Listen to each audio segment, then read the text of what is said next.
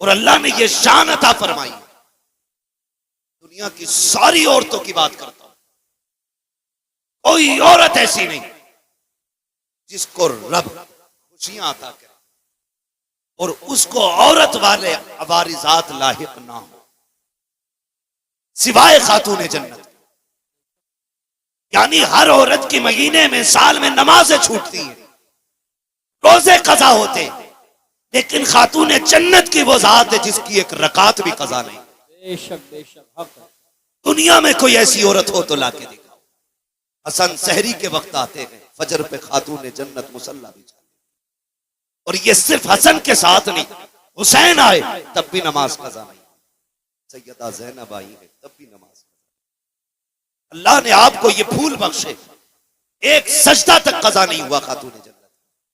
बता, अगर माँ ऐसी हो, बाप ऐसा हो, तो फिर बेटे कैसे, बेटे कैसे होंगे? कभी कभी लोग जब बयान करते ना, हुसैन ने नेज़े पे कुरान, मैं कहता हूँ अजीब मसला है, आपकी गोद में कुरान सुनना नहीं। है क्या बात है। अगर माँ दूध पिलाते हुए कुरान पढ़े तो फिर बेटे पे लाजिम है कि वो नेज़े पे भी चढ़ के कुरान। हद होती है जिसके रातों के सजदे इतने लंबे, जो ये कहती थी अल्लाह इतनी लंबी रात बना कि तेरी फातिमा जी भर के सजदा करे, फिर उसका बेटा अगर सजदे में सर न देता तो कहां दे? जिस मां के सजदे मुकम्मल ना हो, उस बेटे का सजदा कैसे मुकम्मल हो जाता? खुदा की कसम, खातून जन्नत ने सजदे किए, रातें खत्म हो गई, सजदा खत्म नहीं हुआ, फिर बेटे ने सजदा किया तो जाहिरी जिंदगी खत्म हो गई, सजदा खत्म, सजदा खत्म नहीं हुआ। ये समझने वाली बात है। कई बार कुछ कुत्ते भौंकते, कहते जी अगर ये इतने पहुंचे हुए थे तो बताया क्यों? करबला के हवाले से बेटों को क्यों नहीं बताया या बचाया क्यों नहीं? सारे पढ़े लिखे लोग हैं, अंगूठे का दौर नहीं, ये अलग बात है कि दुनिया फिर से अंगूठे पे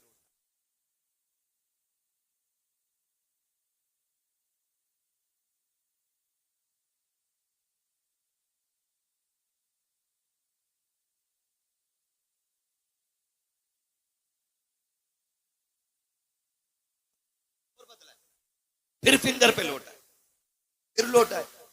सारे पढ़े लिखे लोग अच्छी तरह जानते हैं कि अगर बाप डीएम हो, एसडीएम हो, क्या उसका बेटा बिना इम्तिहान के किसी पालेगा? बाप एसडीएम या डीएम जो भी है, तो बेटे को एग्जाम देना है, इम्तिहान की सफ में बैठना है, पास होगा तभी मनसब मिलेगा, तभी डिग्री मिलेगी। मगर हुसैन तेरी अजमतों को सलाम, माँ की गोद में आया, नबी ने कहा हसन हुसैन जन्नती जवानों के सरदार है। अभी कोई हज आपके जिम्मे नहीं, अभी ज़कात आप पे फर्ज नहीं है, अभी आपने जंग नहीं लड़ी है, अभी दीन के लिए बड़ी बड़ी कुर्बानियां नहीं दी है, लेकिन मनसब पहले मिले। फिर मनसब पे कोई एतराज कर सकता था, घर की बात थी इसलिए बांट दिया गया। खुदा की कसम दुनिया जानती थी नबी के मुंह से जो निकली वो बात होके रही। आका ने कह दिया है मेरे शहजादे जन्नती जवानों के सरदार हैं, तो फिर ये जन्नती जवानों के सरदार हैं। लेकिन ये सब कुछ जानते और मानते हुए भी खातून जन्नत ने बेटों की तैयारी कराई। हैदर कर्रार ने बेटों को सब्र सिखाया है, पूरी जिंदगी बेटों की तरबियत की है, और इसी दिन के लिए सवारा था कि अगर दीन करबला में मुश्किल में आ जाए तो बेटे कदम पीछे नहीं हटाना है, मसलियत की तरफ नहीं दौड़ना है, अजीमत की तरफ जाना है, कर लुटा देना है, दीन बचा लेना है, ताकि दुनिया को पता चल जाए कि हर मसले पे जाकर के मसलियत को आगे किया जा सकता है। लेकिन जब बात दीन किया जाए तो फिर मसलियत नहीं बल्कि नबी की शरीयत को सबसे आगे रखा जाए।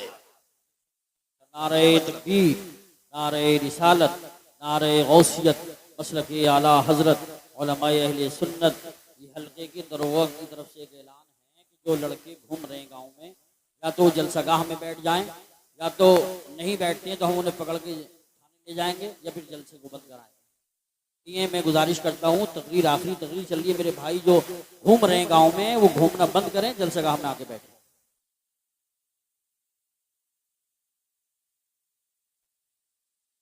तैयारी करें,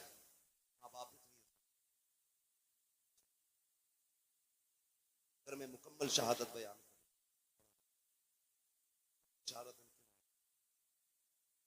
करबला में कितनी शहादत,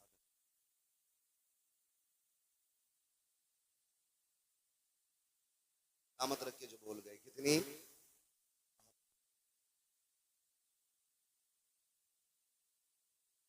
ऐसा नहीं है कि पता नहीं,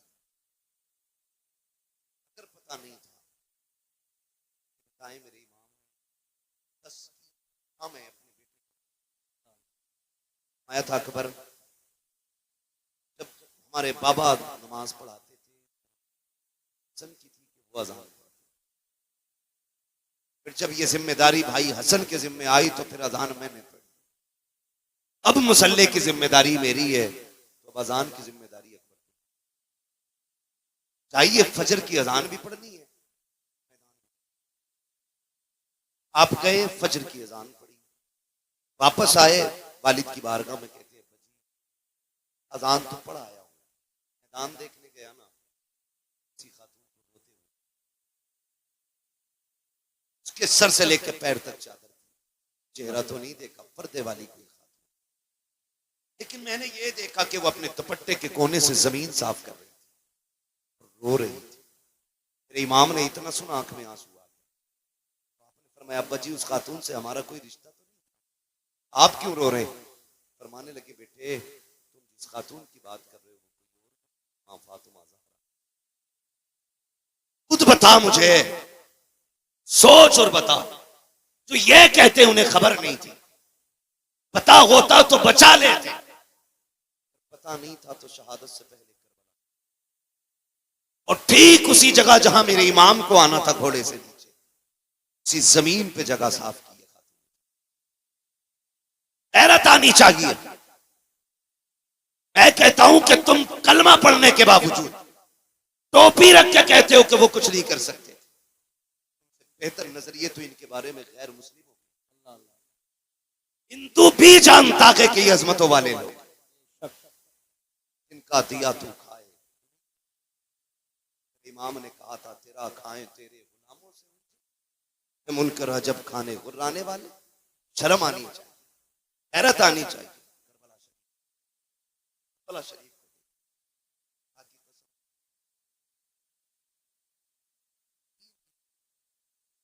एक दिन की शहादत, ये पूरी जिंदगी का सबक, पूरी जिंदगी का सबक पढ़ा दिया इन 3 दिनों।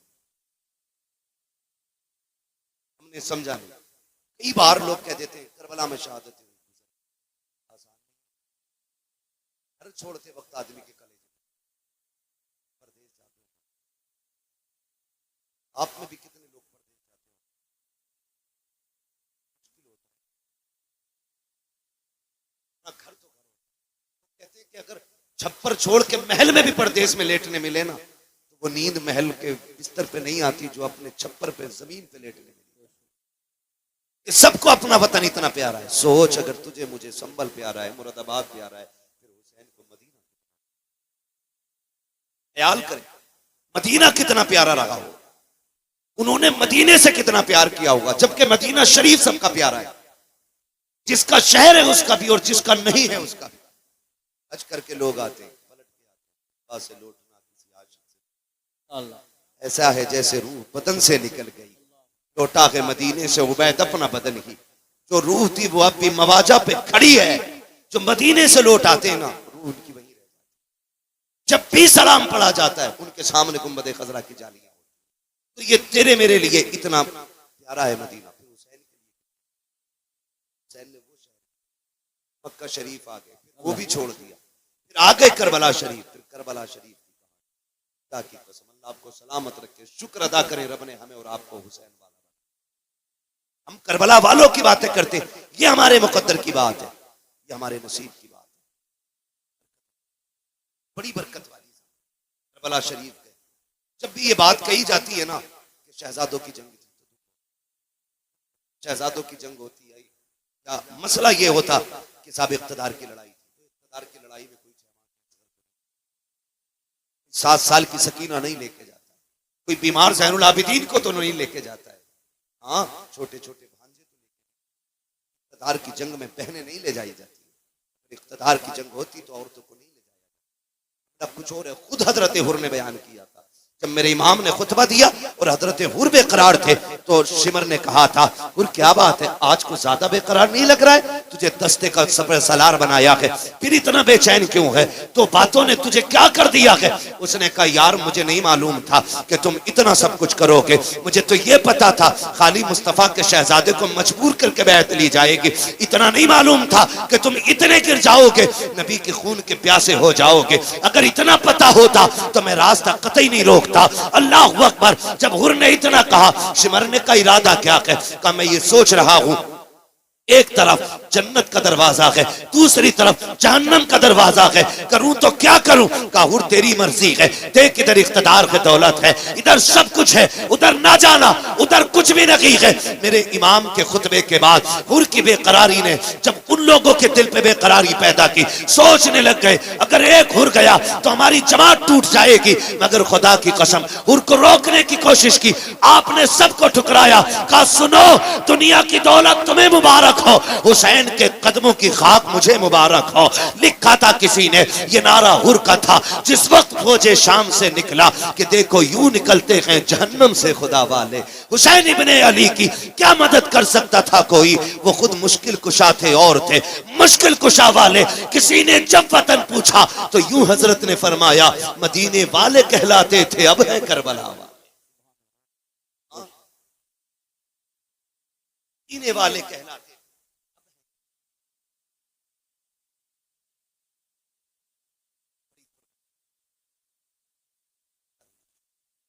खुद भी करबला शहीद।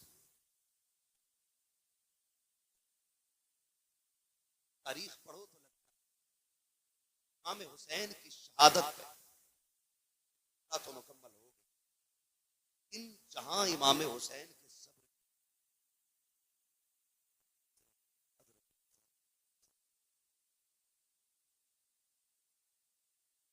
कौन कौन से सितम हुए, कौन कौन से लोग कहते हैं घोड़े पे बैठे गए या जो भी हुआ, लेकिन मैं ये सोच के कभी कभी टूट जाया करता हूँ, मोहल्ला में इंतकाल होते हैं, किसी का एक जवान जाता है, पूरा मोहल्ला तसल्ली देने के लिए आता है, बाप का बेटा जवान चला जाता है, लोग कंधे पकड़ पकड़ के कहते हैं सब्र कीजिए, संभल के चलिए, कहते हैं संभाल के लेके चलो। जवान बाप जवान बेटे का लाशा उठाया है, इसकी कमर झुक गई है, इससे चला नहीं जाता है, जिन घरों के अंदर से सहारा चला जाता है, उन यतीमों से खाने नहीं खाए जाते हैं, बेवाओं के हलक से लुक्मे नहीं उतरते हैं, मोहल्ले की औरतें जाकर के बेवा के पास बैठती हैं, हाथ से मुंह में लुक्मे खिलाती हैं, सबर कर चल तेरा घरवाला चला गया। लेकिन इनका साथ भी कब तक होता है, रात के 12 बजे तक। फिर सब मोहल्ले वाले भी कह के उठ जाते हैं, चलो जी अब चलते हैं, सोने का वक्त हो गया है। जब दुनिया छोड़ के चली आती है तो यतीम बेवा को देख के रोते हैं, बेवा यतीमों के सर पे हाथ रख के रोती है, बेवा सोचती है बच्चों का सहारा कौन बनेगा,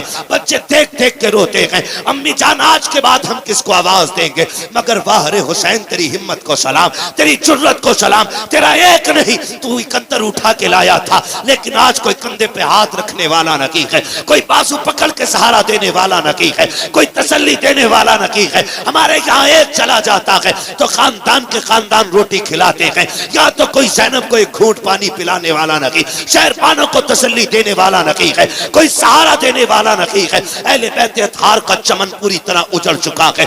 एक बचा है ज़ैनुल आबिदीन, वो भी कभी होश में आता है कभी बेहोश हो जाता है। मगर कुर्बान जाओ करबला वालों की अजमत पे, तारीख गवाह है, खेमे लुटते रहे लेकिन ज़ैनब की नमाज कज़ा नहीं हुई, आपके कानों की बालियां नोची गई लेकिन सजदे नहीं छूटे, आग लग गई खेमों को लेकिन नमाज नहीं छूटी। तारीख गवाह है कि जब खेमे चल रहे थे औरतों की चीखें निकल रही थी, अली की ज़ैनब कह रही थी खबरदार खेमे चले तो चल जाए लेकिन रब की नमाज कज़ा नहीं होनी चाहिए, एक सजदा भी नहीं छूटना चाहिए। तारीख गवाह है, एक एक सजदे को वक्त पे अता किया है करबला वालों ने, शरीयत के कानून की हिफाजत की है, एक एक कदम संभाल के रखा है करबला में। कभी कभी हैरत होती है, मैं तो सोचने लग जाता हूँ जब बेटे की लाश सामने आती है, माओं के दुपट्टे कहीं होते हैं, कपड़े कहीं होते हैं, होश नहीं होता है, चंद बातों के लिए मुंह में पानी डाला जाता है, तो जुमलों के लिए होश में ला करके उसको संभाला जाता है।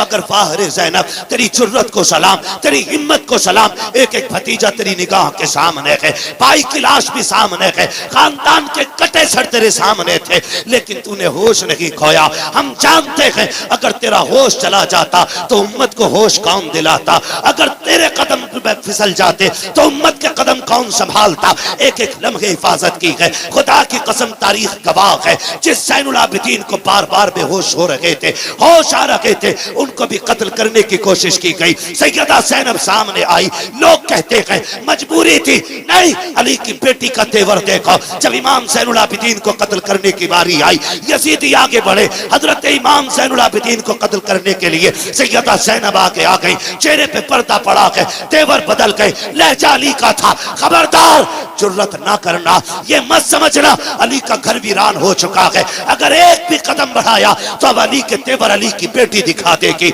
इसके बाजू में तुम्हें अली की ताकत नजर आएगी। वो लहजा था सैयदा ज़ैनब का कि एक एक के हाथ कांप गए, तलवारें छूट गई, किसी में जुर्रत नहीं थी इमाम सज्जाद की तरफ कदम बढ़ा देता। मगर तारीख का ये बाप भी कितना दर्दनाक बाप है। जब रात पहली आई है यार, जब किसी घर से जनाजा उठता है, लोग उस घर में रात भर नहीं सो पाते हैं। लगता है तन्हाई से डर, लगता है अंधेरे से डर। उस बिस्तर पे कोई नहीं लेटता जिस पे बाप ने दम तोड़ा हो, उस चादर को कोई नहीं ओढ़ता जिस पे घरवाला चला गया हो, उस दुपट्टे को कोई बेटी सर पे नहीं रखती है जिसको ओढ़ के माँ दुनिया से गई थी। खुदा की कसम हमारा हाल ये है। मगर वाहरे ज़ैनब, तेरी जुर्रत को सलाम। बिखरे हुए लाशें उठाए अली की बेटी ने, रख के एक जगह ला करके और बैठ जाती है मख्तल में। हैदर एक कर्रार के शहजादे गाजी अब्बास का टूटा हुआ खंजर, उसका टुकड़ा लेके बैठी और फैसला करती है अगर अब कोई आया और लाशों के साथ कोई भी बदतमीजी की तो अली की बेटी काट के रख देगी। रात के 2 हिस्से गुजरे हैं, अचानक आहट महसूस हुई। तुम कहते हो उन्हें खबर नहीं है, गैरत आनी चाहिए, सुन तो सकी, जरा देख तो सकी तूने कैसे कह दिया, उन्हें खबर नहीं।